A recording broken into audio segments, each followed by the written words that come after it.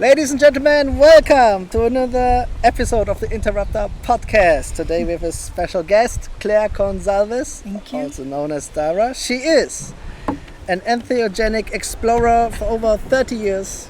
She is very familiar with consciousness, shamanism, yoga. She has a master in health. She has done youth work. She has done community work.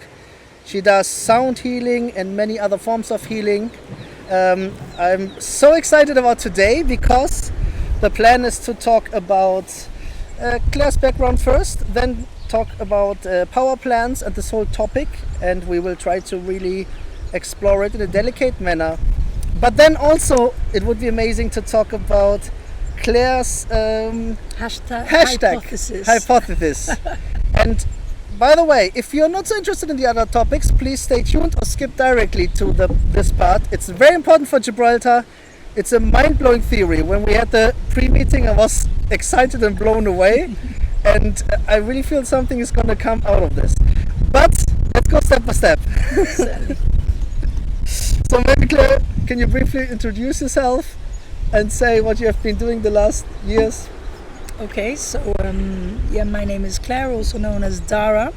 I am 44 years old, and since as far as I can remember, I've been interested and a keen researcher of otherworldly topics.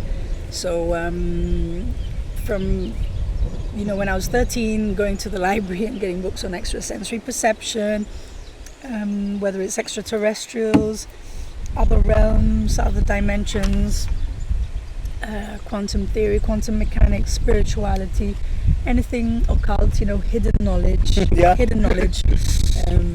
Because people think the occult is like, witchcraft, black magic. Nothing. It means hidden knowledge. So about unearthing and unraveling life's mysteries mostly. And I've always been, I remember even in middle school I had a little club which was like an investigators club. Right. We were like young sleuths, like young detectives, like, have you lost your pet? We'll go and find it.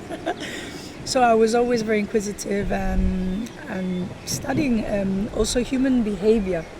I was very curious to know why people behave the way they do and why people think and act in certain ways. Yeah. So in my teens I would read a lot on psychology, Carl Jung, Sigmund Freud, you name it, and slowly also learning about the spiritual realms, not just by reading but slowly experiencing. I had my own experiences from a very young age. I mean, So you wanted to go really deep, right, and see what's really... Yeah, I always knew there was more to what meets the eye in life, in this world. I remember my parents say that as a baby, they would see me speaking to something or someone, and they never knew who. I would freak them out. Sure. Nothing that I remember, but I know I was having these experiences obviously when I was a child, and I think many children do. Yes, for sure. Sometimes that connection is severed for a while. Once they go into the system, they're in school. Very often, like when you grow up, you get socialized, begins. Conditioning. Exactly. Look, all kids are geniuses up to the age of 4. Like their IQ is actually that of a genius. Right. Scientifically proven. But when they go into the school system from the age of 4 till the age of 7 or 8, it starts to decline. It's the indoctrination of the system, which is, as we know, pretty outdated. Yes. With all its good intention, all due respect to the good people in the education systems and the teachers with amazing intentions, but you can't fit a square peg into a round hole, and everyone is different. So yes, and also it's good to have academia and all of that stuff, but education, as beneficial as it is, it can also limit your perception or put your thinking in a predetermined pattern, no? People that succeed in that system is a really small percentage. Yeah. So what happens with the other ones? The rejects, the society rejects, they need to look for other avenues. They're not so supported within the mainstream system. So obviously with time I started to learn that through my own experience, in school and so on, and I just started studying things that resonated and aligned with me. as a coping mechanism, Right. to regulate my own emotions, Sure. to understand, to improve my mental health, my physical health even, Sure. because I went through a lot of health problems since I was a baby, Yeah. and I was given a lot of strong antibiotics since I was a child, which had a really detrimental effect on my immune system. So in my teens and early 20s, I started to realize what wasn't working for me, and slowly started to lean towards holistic therapies, solutions, natural medicine. So you realize that the mainstream solutions are not always good. Exactly, exactly. Even having, some of the best doctors in the world, Sure. accessible in my family, my uncle one of them, and even having access to good doctors and pharmaceuticals, etc. Sure. I knew that there was something missing, and 1 + 1 = 2. If something doesn't work, you find something that does, and I started finding things that worked Yeah. by working with plants. It's a very pragmatic approach, right? Like, what does actually work for me? Yes, exactly. And I started finding my own way, and scary at first because you don't have a lot of support, but I started Yeah. investigating, experimenting on myself slowly. Obviously by trial and error. Made lots of mistakes as well, like Yeah. we all do. Yeah. But you learn mistakes. It's just a mistake, so you take another take, and it's growth. This is how we learn. Yes. Experiential learning. Yes. So I learned a lot, and at the age of 28, finally, after practicing a lot of yoga and other spiritual modalities and therapies, I started training. I did a yoga teacher training at the age of 28, I believe it was 2008. I Okay. had my first certification, All right. which changed my life. I had a lot of big changes at the age of 28. And that's when I really, even though I had been working with maybe some power plants and similar Yeah. before, experimenting from a place of naivety and very daring perhaps, but I feel it was actually quite healthy, like it is for many people in the teens and in the early 20s to experiment with things, Yeah. because you learn what's good for you and what isn't. Whether that's alcohol, which I learned very quickly, Yeah. that was no good for me, in my teens I realized, and especially in my early 20s, that despite social pressures Yeah. and legalities, it was no good for me. It was actually dangerous to my body. Isn't it funny that the substances which are legal, like alcohol and nicotine, they don't give you any insights or anything, and the other ones, they are illegal and in many places. It's very interesting because this is another topic, but we can just delve into it lightly. Alcohol in itself, in its purest form, is also medicine. Right. In its cleanest form. Right. But when something is not Punched. just commercialized but mass produced, Yeah. and the purity suffers, so it becomes a poison. Right. And also with the intent, are you using it to heal? Or are you using it to Make not money. be conscious, to make money, to not be aware, to block out reality like most people do? Then it becomes a poison. Yeah. If you overdo, because a little bit of alcohol Right. in the right moment is actually good for you. Right. For example, I remember, I think this was Nelly in a satsang once. She was giving the example of somebody that fell off to a 3-story building and fell to the ground, and they could have died or been seriously injured. They were absolutely fine because they'd been drinking, so the body was so relaxed, so that when they fell down at the impact, there was no rigidity, so they survived Right. the impact. So you know what I mean? So you mean like in the Anything- right context and done in the right Exactly. way? I mean, that was like, thank goodness. I'm sure it was accidental. He didn't plan to fall off the balcony. It's all about the intent as well, no? And Exactly. why you're doing it, no? And it's just knowing that anything can be a medicine or a poison. I mean, our ancestors had such a profound understanding of the natural world. Yeah. They were the first scientists, the first alchemists, the Right. first, not just hunter-gatherers, but foragers. They really understood going back as far as the Neanderthals and who knows, Yeah. beyond, they really understood our natural surroundings and what things were used for. 100%. Even today, when I was in Africa doing development work, for example, my colleague and me, we had like a bad tummy from the food, and they would go into the forest, pick up certain leaves, make a tea, and they fixed it. We were like, what? Exactly. Thankfully, there's still people in the world that have preserved this knowledge. Sure. It's not mainstream, certainly not Western. Yes. But now medical. it's a bit of a renaissance now, no? Because Yeah, totally. people talk about it. There's more research. I mean, we come to that in a second. There's definitely a psychedelic renaissance going on Yes. right now. Yeah. That's I think- for sure. In terms of other natural medicines as well. Yeah.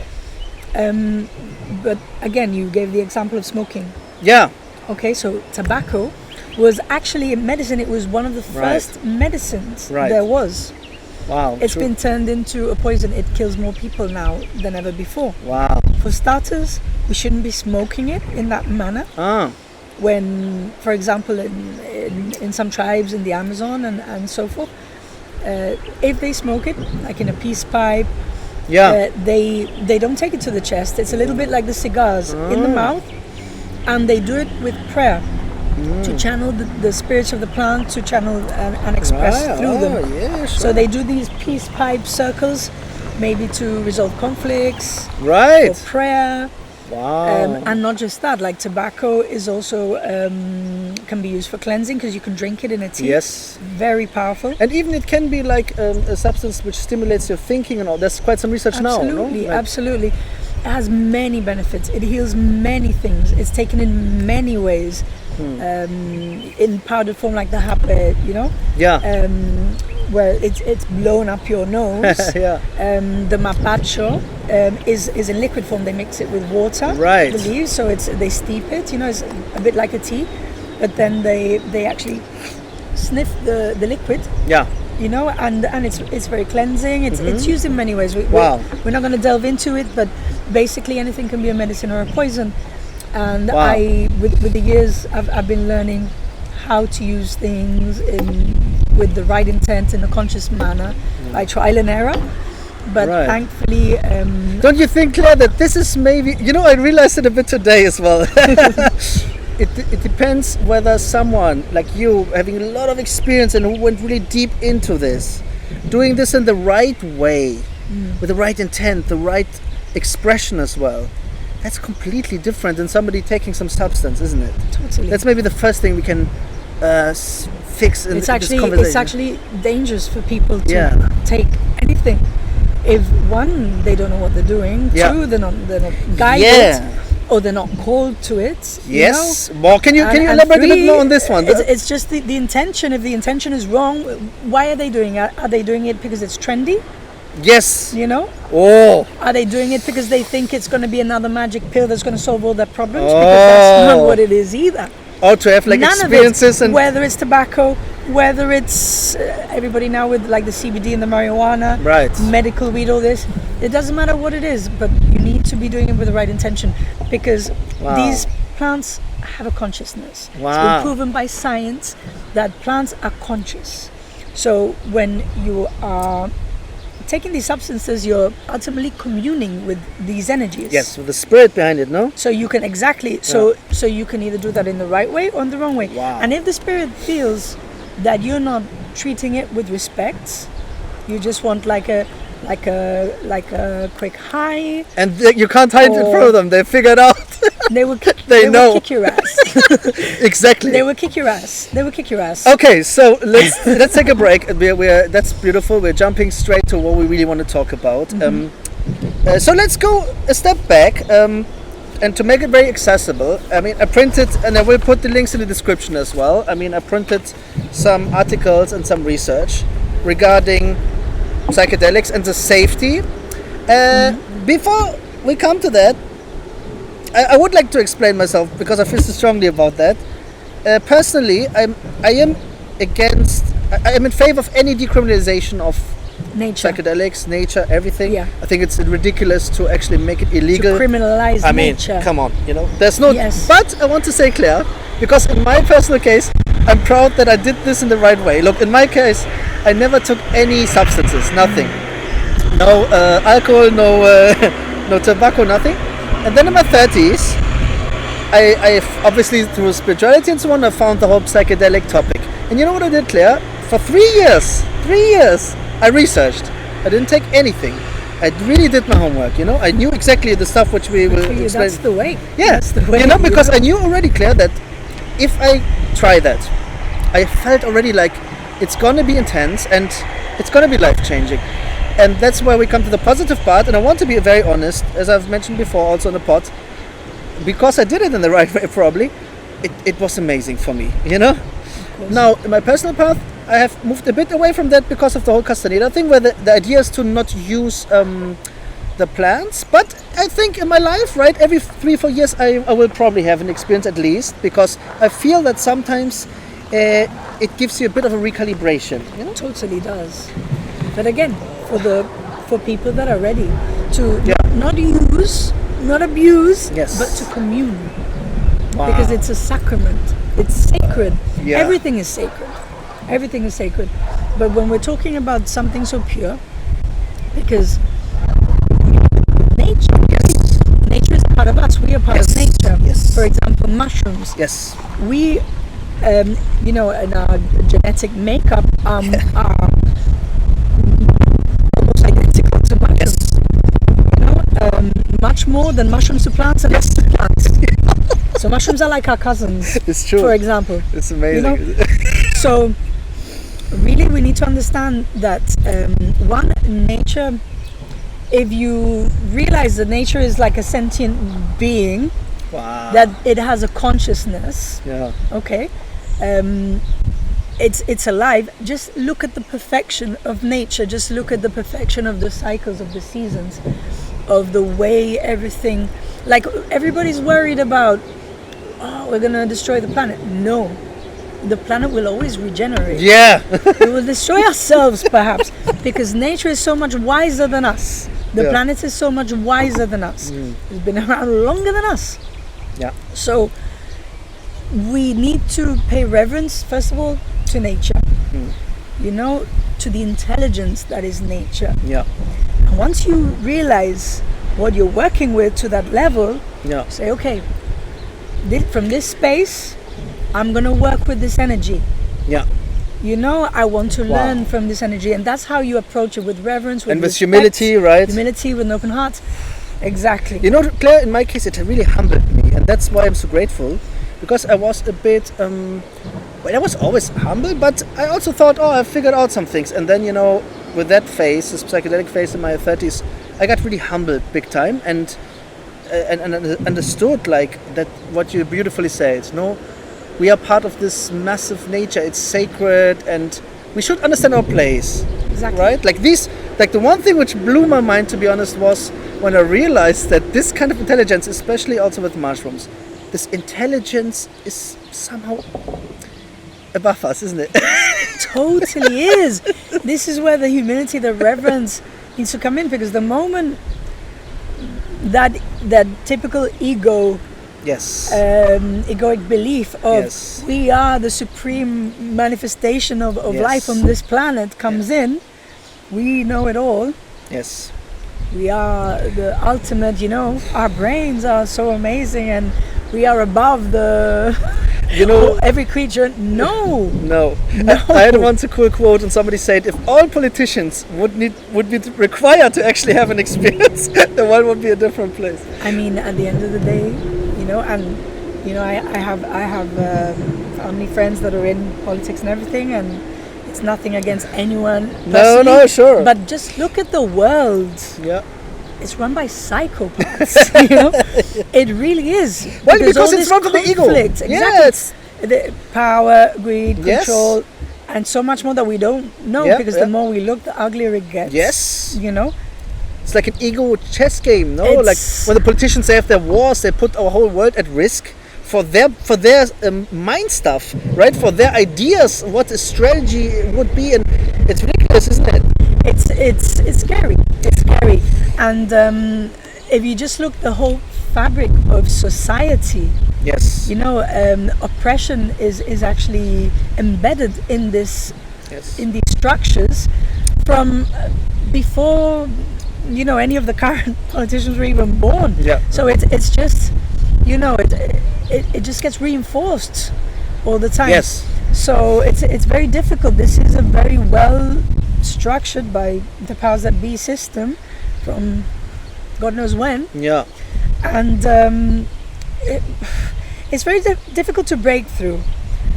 But when you understand what's going on and you see the opposing energies in this world, you need to choose a side. You need to pick a side, and you need to be very clear what side you're on. It's not about being against the system. Yeah. Okay, but it's not about Just following whatever is put in front of you, right? it's not It's exactly. It's about just knowing. Okay, it's not about fighting the system. No, exactly. Yeah. So when I say choose a side, it's like, where are you coming from? Are you coming from the ego, following what everyone is doing? Are you coming from your heart space and you're thinking, hang on, I don't want to support war, anything that supports war, Yeah. for example, because that involves killing, usually innocent people, even women, children, exactly. And, morally, if you know that's not for you, so you know where you stand. So then you start looking into, okay, so violence, how many forms of violence are there, and physical, also Yes, of course. your thoughts, Yeah. what comes out of your mouth, your words, Yeah. and we all have this fire within us. We all are tainted by society, by conditioning, Sure. by And then psychedelics, they have a role in maybe making aware of that, isn't Totally. it? Because before you're not even aware, but then when you're shown your inner world and you're even showing yourself from the outside, then you realize many things. So you're like, wait a second, oh. Look, I'll share from my journey, okay? Because my journey hasn't been like yours, although yours I totally respect it. I think you're amazing that you've been able to, be on such a clean path where you didn't even drink or smoke or anything. Amazing, because the majority of young people are not like that. Sure. I've not been like that, so I super admire that. I mean, including myself, because I experimented with things, but that was my path. Sure. Trial and error. That was exactly, because everyone is where they are. And it's not that I'm free of addiction. Look, now I really changed my diet and stuff because I want to get away from my food addiction. Like the addiction, We've it can spoken come, about food addiction, it can come and many I feel forms. you. Many forms. And but I wanted to ask you, Claire, look, I had this vision the other day, or I was brainstorming. I was like, if we looked into the future, how can it look like concisely a society that makes use or uses the benefits of psychedelics? And I was thinking, and I would love your opinion, even though these rules are arbitrary. For example, if somebody is, let's say, 30 years old, can show that they have physical health, that they have mental health, and maybe generally, like psychologically, they fulfill certain conditions. They don't have schizophrenia and these things, or in the family. Yes. And then maybe they can go to the pharmacy and and be, in the best case, be guided by someone who has really experience. I think that would be beautiful. What do you think? Can you give me a vision? In an ideal world, Yeah. where what comes out of the pharmacy is the right, pure form of medicine or substance that you need. In an ideal world, yes, but sadly, in this world, when things get handed to the pharmaceutical companies, they're tainted straight away. It's happening with the medical weed. Right. Genetically modified plants. I mean, for example, ivermectin, nothing to do with psychedelics, but there's been a huge surge of interest in ivermectin since COVID. But then we realized, I can't remember the name of the substance. There's something in it now that before wasn't in it. That is really toxic and really bad for us. But if you take that out, just the pure, anti-parasitic substances are good. So again, it comes down to purity. If the substance is pure, normally, what you get in a pharmacy, if it's a pharmaceutical company that has produced it, it's tainted. It's tainted. It's mass-produced, and it's no good. It's good when it comes out of clean soil, good intent, when the intent is to heal. Yes, there has to be an exchange, a monetary exchange, an energetic exchange, but it's not about profit. It's not about profiting from sickness. Yeah. Because right now, pharmaceutical companies are at the top of the stock Yes. markets. You know about the Yeah, markets. But the thing is, Claire, look, now many US states, they are legalizing psilocybin, right? I mean, there's many It's interesting amazing. changes, it's right? a great movement in the States. Yeah, we have a massive increase in research on psychedelics, and it's very promising. It's very good results. It's already used against PTSD in the military. Like, there's a lot happening. But I would like to know how do you envision? Let's just assume in Gibraltar we start to also catch up, and let's say we say, okay, psilocybin is not an illegal substance. Yeah. But what is your personal vision? Because The right way to use it. yeah, like, I would feel weird about if a 20-year-old can get their hands on it without guidance. You understand what I mean? Totally. So can we? It's Can we not pay- safe. How can it be because done like in a that way? 20-year-old Yeah. normally has not been guided in any way, shape, or form Yes. of what it is. Yes. He's probably heard some friends talk about it. Yes. Oh, let's go. Let's Yes. trip. Let's see some crazy stuff. Yeah. Or they've gone to Amsterdam. They've been sold a tourist dose, and they've been smoking, and they've been drinking, and God knows what they've been taking, and they've been on the streets. Yes. They're exposed to all sorts of dangers. and that's Listen, not the right way. I want to really say that clearly in this podcast. If you only remember this thing from me, don't do it that way. It's the wrong way. It will really end up badly. Don't. If you want my personal opinion, look. Wait until your brain is fully developed. Wait until your 30s. Has the biggest mushroom church in the world, for Yes. example, Church of Ambrosia, and they have several churches. One was closed down in San Francisco, unfortunately, because there was a little bit of animosity in the community there, Right. which is a shame because crime levels actually decreased since Right. the church was there. So the way they set up, I'm giving the example of how it's happening in many places in the world, especially the States. They've set up these non-profit churches with the Religious Freedom Acts. Yeah. They have the right to use psilocybin as a sacrament. And also the Native American communities, they also can have Also- mescalito, no? I think legally. They use everything. Yeah. They use all the sacred plants and fungi as sacraments. So they have permissions to even travel across Right, countries right. with these substances. You know, they can legally. I'm not sure if in every single country, but in many countries they can travel legally because it's their I didn't religious know that. right to do so. They have these like the Church of Santo Daime. They do these ayahuasca ceremonies and so on. So what happens is the church, whatever happens in the church, it's legal, and they give away the sacrament. They don't sell it. If you want Right. to stay there, Yeah. if you want to stay there, because you have people, there's a team of people there, and they're very well paid, and this is a completely independent to the system setup, approved by the system, but they're independent. So it's not about making money, okay? Yeah, Although the movement generates money. Yeah. How?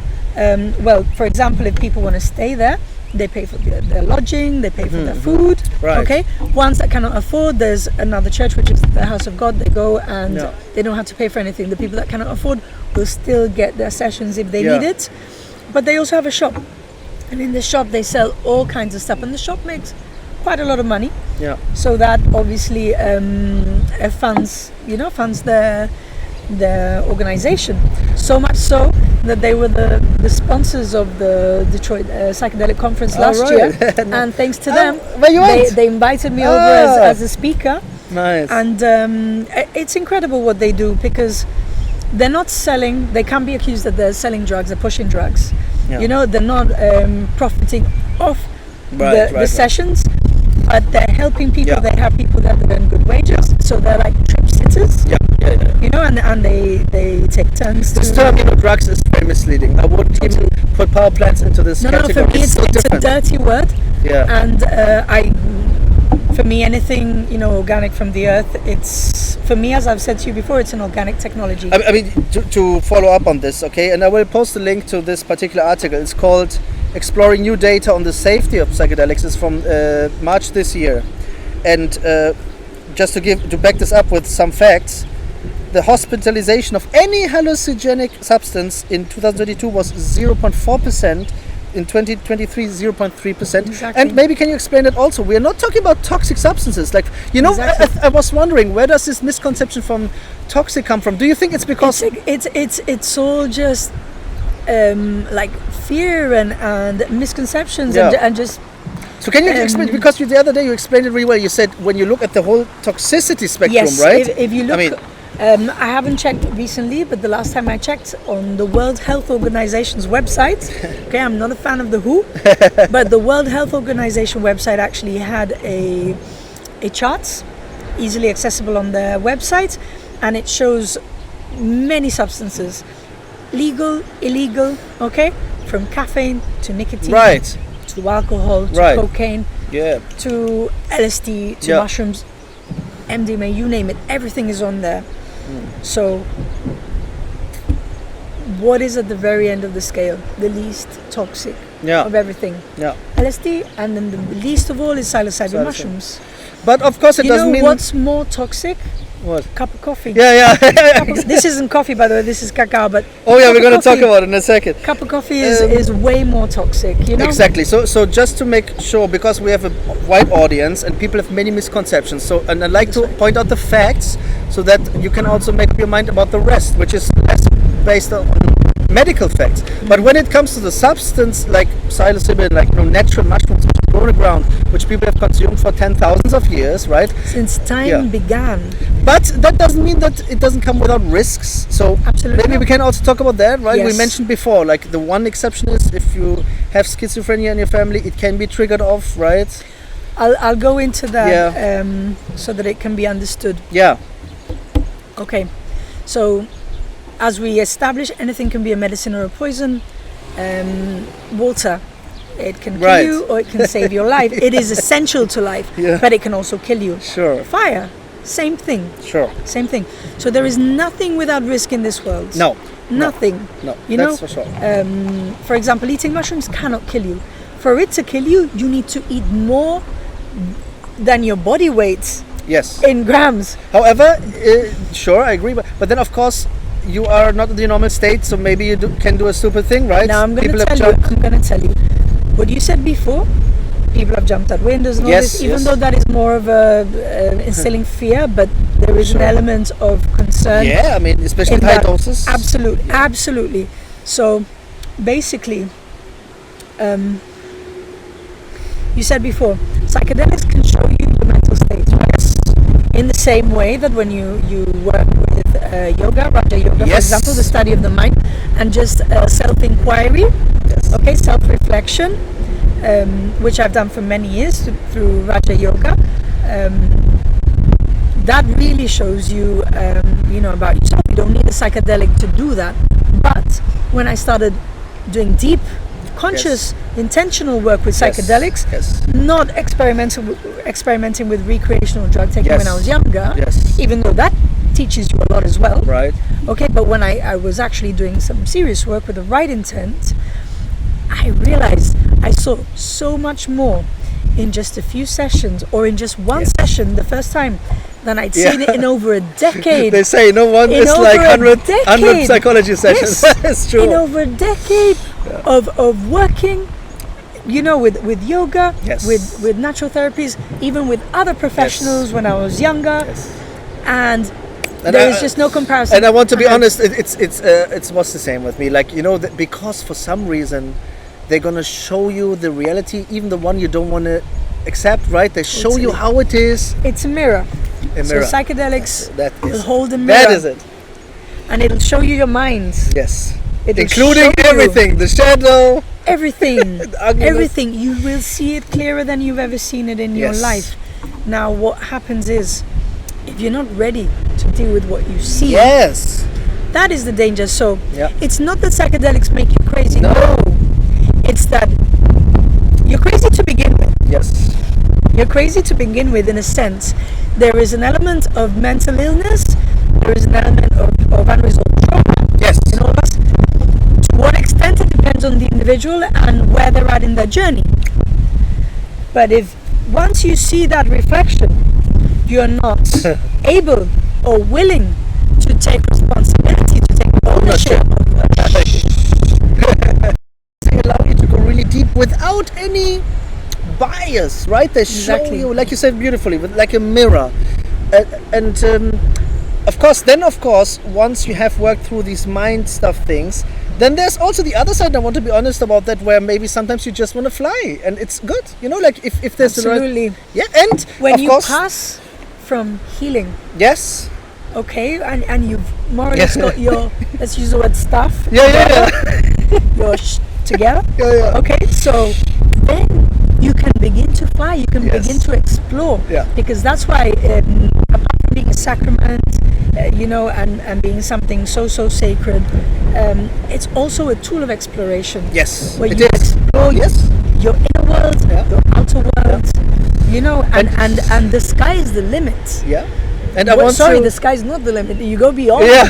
anything, you know, but it is infinite, is what I mean. Yeah, You know, it when reminds you me of can- this. I had like 3 or 4 really intense experiences, and one of them was like that. You know, like at the beginning, it was a horrible trip with darkness and everything. But you know, at some point, I was like, "Look, whatever happens now, you guys do what you're gonna do." But I'm standing here. My name is Jamal, and you know There that you go. moment, it Know who you are. Yeah. Know who Everything you are. turns into paradise. Exactly, that changes everything. It's the same as with meditation. When you begin Yes, to meditate, yes. you've never meditated before. Yes. The first things that come up, because you're observing your mind in meditation, Would you say that what maybe? comes up Yeah. fears Yes. in the psychedelic experience that is amplified. So your fears become high definition, Yes. 3D. You're living it like in a virtual reality. Yes. I would not recommend anybody take any form of psychedelics if they've never sat I agree. with themselves before. Oh, 100%. So first, You know- right, like before doing anything like that, first go deep, and you also can self-analyze the journal, right? There's so And much again, work you can I do. speak from my own experience, not just me, but from people that I've worked with that have come to me for some guidance. And I've seen when people want to do what they want. Yeah. You want, it's your life, you know. I'll guide you, as, you know, to the best of my ability. But then each one is in control of what they do. So to come back to this discussion, Claire, about how can it look like to integrate that in society, I mean, I realize now it's better to have a proper shaman guiding, isn't it? Shaman, trip sitter, Yeah. whatever you want to call it. First of all, with this, people need to take responsibility for themselves. Okay, Yeah. so first it starts with what you said: meditation, self-inquiry, that type of thing. Yeah. Once you've worked on yourself, maybe for a few years, Yeah. at least Yeah. a few years, you know. And I mean, fair enough if you've had some experiences when you're younger, but I've been there too, okay? And you've got some form of foundation, some experience that is valid, then okay, then you're not going in as a complete beginner. That's valid, even though you haven't done it in, Yeah. you know, the right way. But for me, I prefer to tread with caution, and I always advise people to go slowly. So after you've been working with yourself for a while, Yeah. then you can begin to microdose. Yes. You microdose because why? Because you're not going to have any visuals. You can work, you can eat, you can drive, you can do whatever you want if you microdose correctly. And there are certain protocols for microdosing, you know, and you need to follow them. So once you do that and your body starts vibrating with psilocybin, starts working on your neural pathways, and it starts changing your biology, your neurology, Yeah. you know, and slowly you can begin to up the dose. And dosage is only relevant to, I mean, depending on the strength, you know, Yeah. the purity of what you It's have, very important. your tolerance, weight, so many things. Yeah.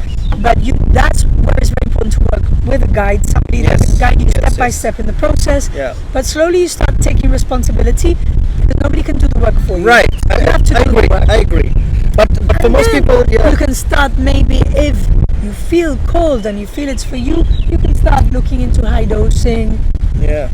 2 grams, 2.5 like the tourist dose in Amsterdam, Right. but you don't do the Amsterdam experience. You Yeah. have a controlled experience in a controlled environment. Yeah, set and setting, no? Like, when Exactly. you talk about that a bit, it's Yeah, of so course. important, right? So you It's need like, to be safe. let's say there's someone who says, look, I understood all that, I want to take the risk and I really want to do it.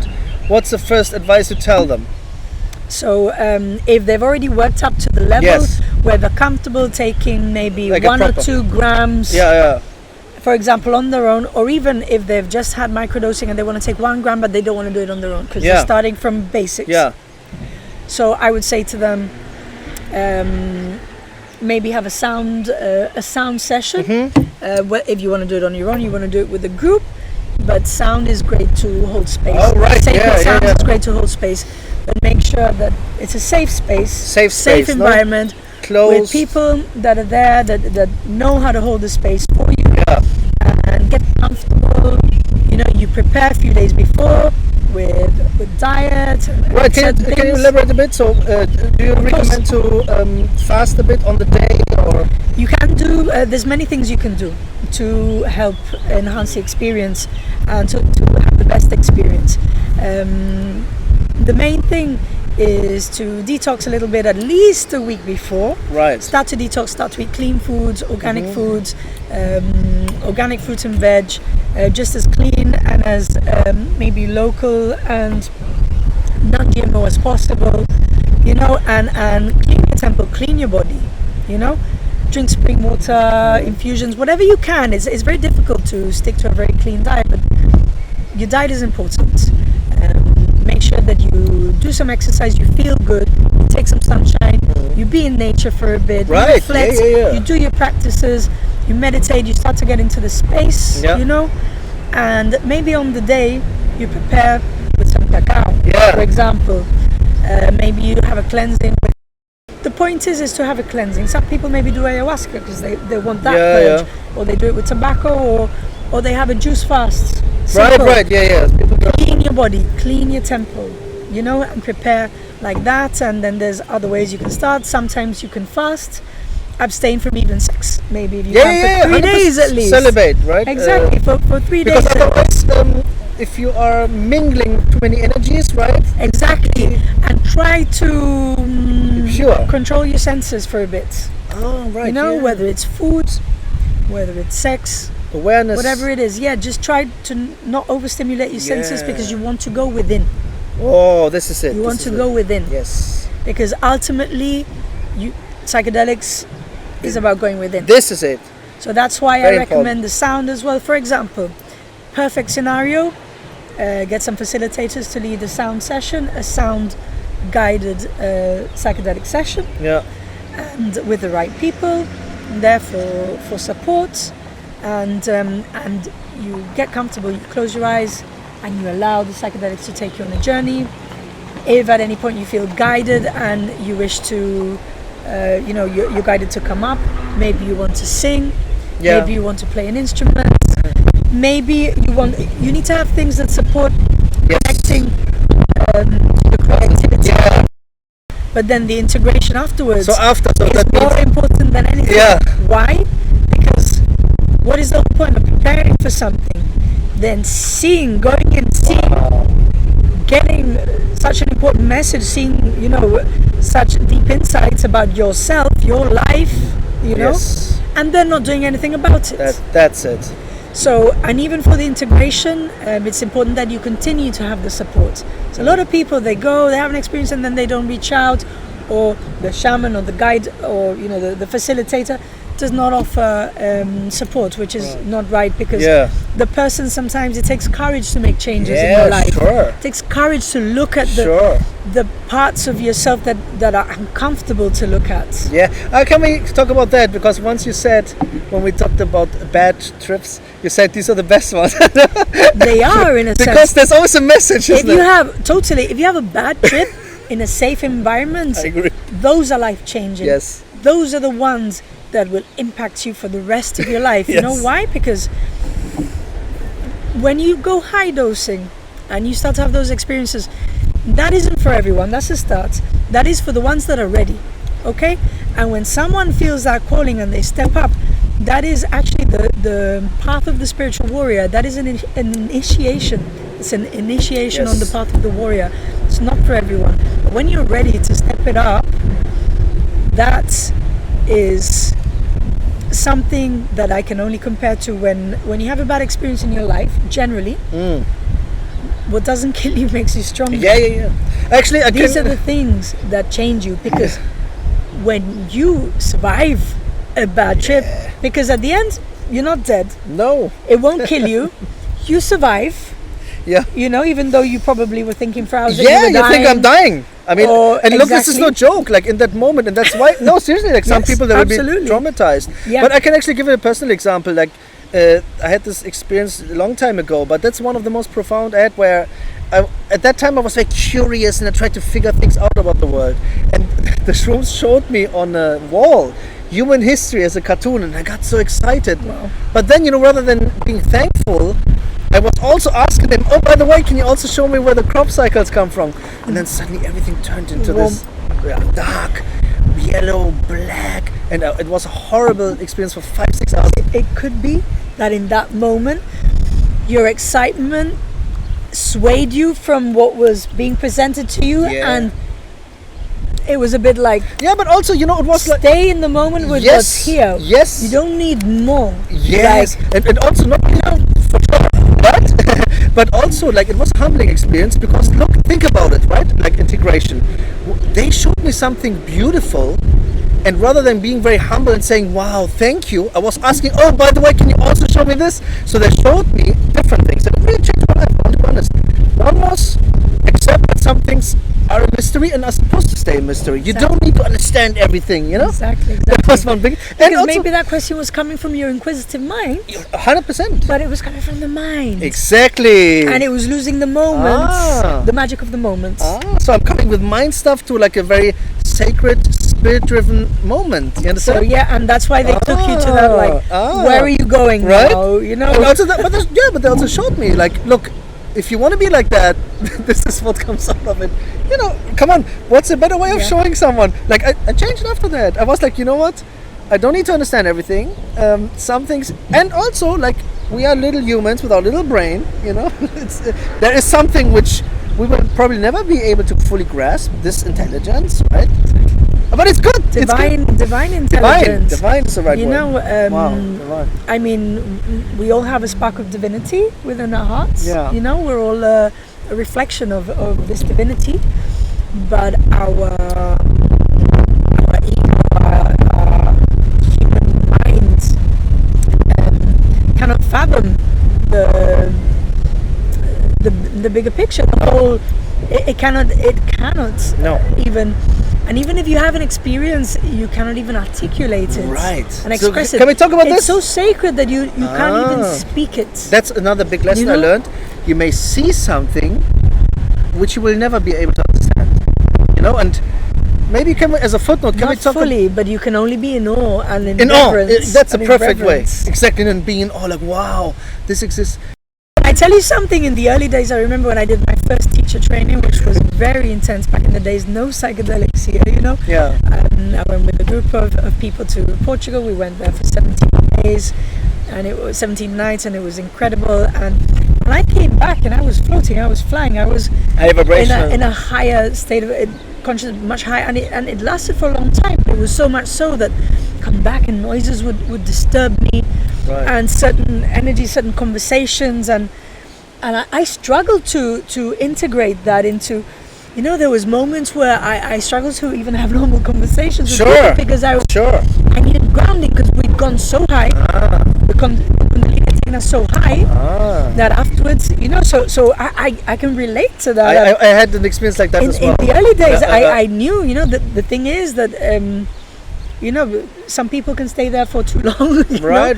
But it's part of grasping these energies, and you have to. So it's okay to sometimes, but some people do stay there.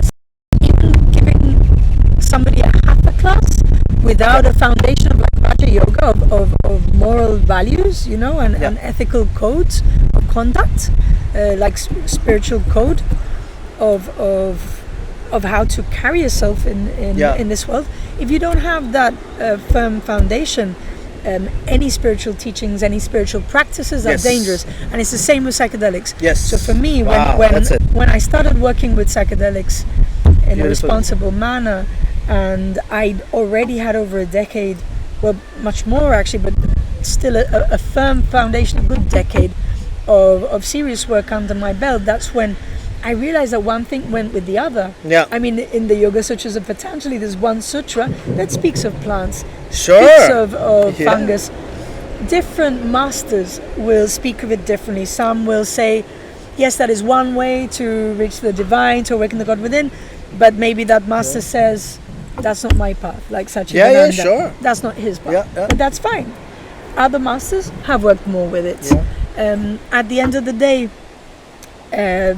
shamanism is, as you know, we've spoken about. It's older than religion. It's older 100%. than a lot of these practices. Yeah. And from my research, I believe it was where spirituality came from, where spiritual practices came from.